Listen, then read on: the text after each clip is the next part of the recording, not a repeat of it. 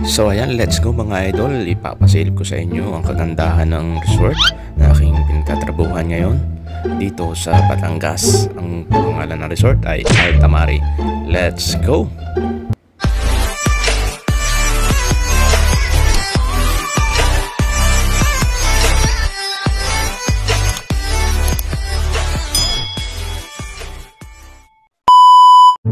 So ayan na nga mga idol, andito tayo, starting tayo sa parking. So ayan, pangalan ng resort, Altamari. Ito ang nga pala ang parking ng resort namin.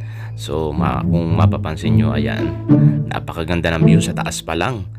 Kaya dito maraming dumadayo para lang mag picture para makita yung kagandahan ng viewing nitong resort na to. Ayan, makikita nyo naman harap na sa Tingloy. Ayan, bayan ng Tingloy. So yan, bababa na tayo. Yun nga pala mga idol, ito nga palang resort na ito andun sa kababaan. Kailangan natin bumaba sa 155 steps, pero hindi naman ganun kahirap. Napaka madali lang naman bumaba. Kailangan mo lang i-enjoy. Habang bumababa nga pala tayo idol dito sa resort na ito, habang bumababa tayo sa step ng resort, ayan mga idol, dito sa kada kanto nito meron ditong shade, at pwede ka nga palang mamahinga. Pwede mong i-enjoy ang bawat steps mo.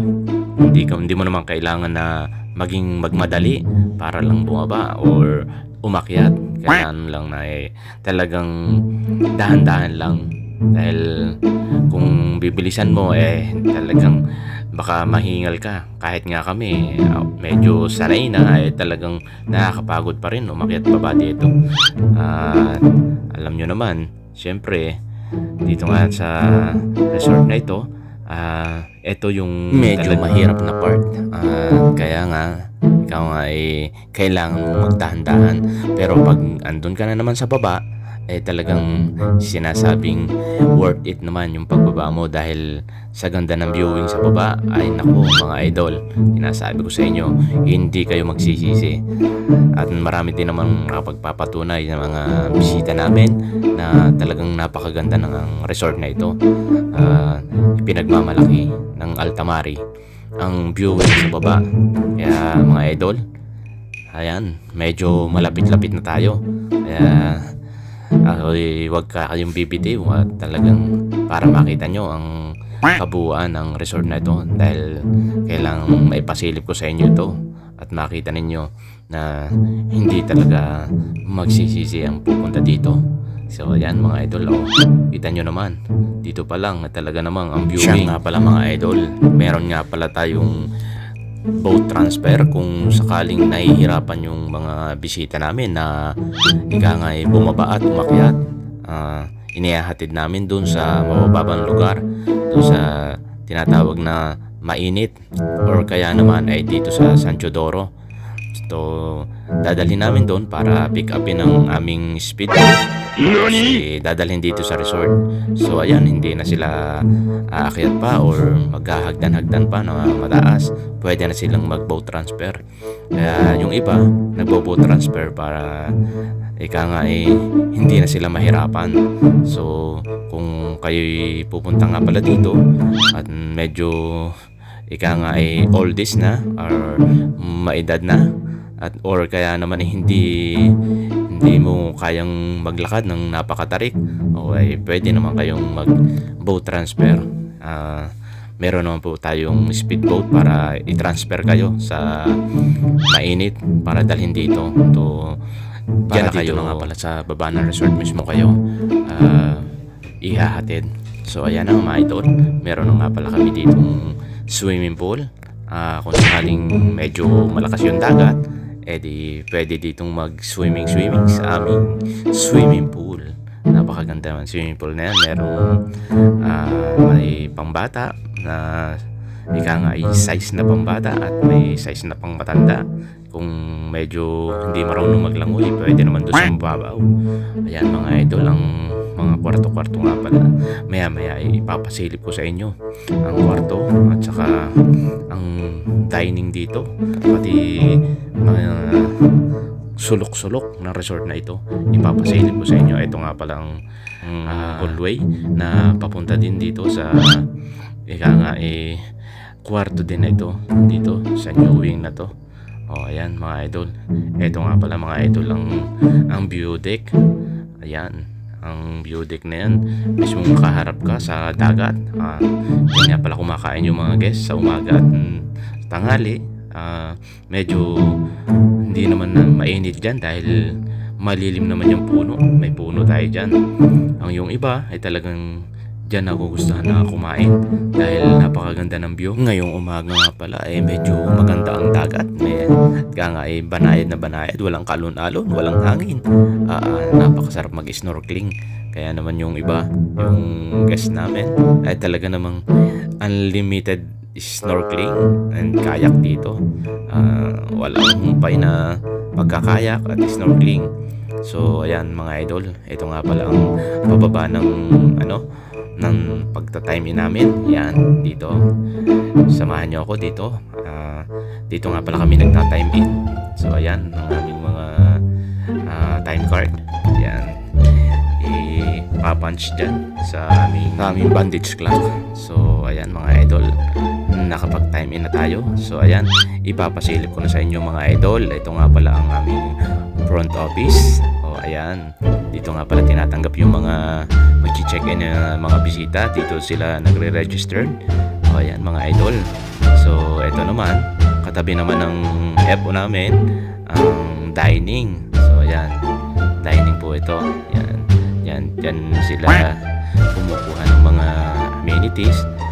Mga unli kape po tayo dyan.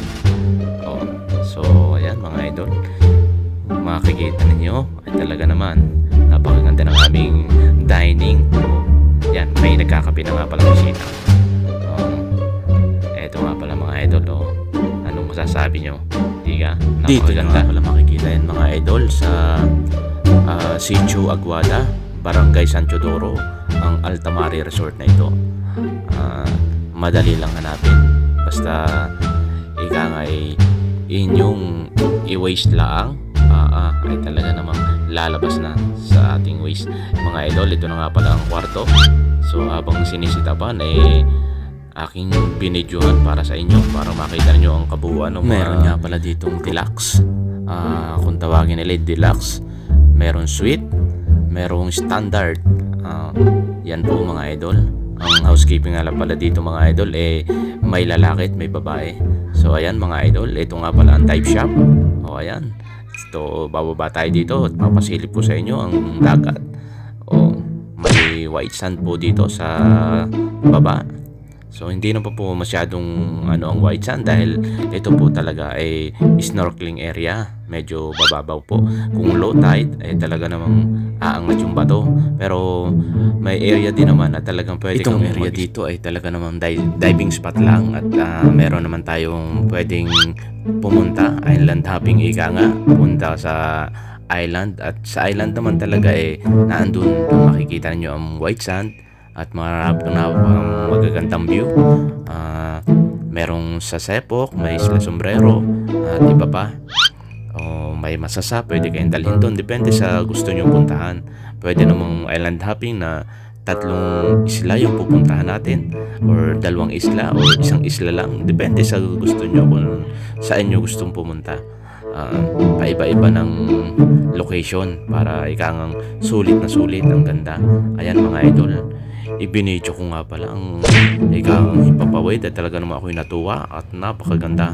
Blue sky na blue sky. Ayan mga idol, ito nga pala yung katabing resort, isinama ko na rin sa video. So ayan, kadikit ng Altamari ang resort na to. Ayan mga idol, ito nga pala mga idol pagka low tide. Ayan, medyo lumalabas yung mga bato. Ayan mga idol, ang swimming pool namin. Balik tayo ang idol sa sinasabi ko sa inyong kwarto. So ayan, meron din dyang kasya nga pala dyan mga idol ang 5 tao dahil meron dyang may sofa bed sa area na to. Ayan mga idol, meron din nga pala dito mga idol kung sakali na ang partner nyo ay may birthday or anniversary or kung ano pa, dito nga pala nagse-set up din kami ng mga birthday na ganyan. Kung depende sa anong gusto nyo. Yun nga pala mga idol, syempre may kaukulang bayad din yan pagka nag-set up ng mga birthday Siya na nga pala ganyan. mga idol, isi-share ko lang sa inyo. Dito nga pala sa resort na ito, dito ko naranasan na ang mga staff pag may birthday isine-celebrate ang birthday dito at pinaghahanda ng aming RM.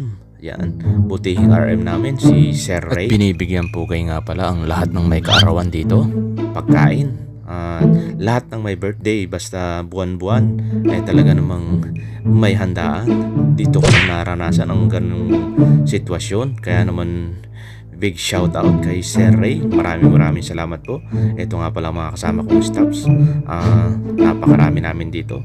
At sinelebrate nga ang birthday ng ilang mga staff dito.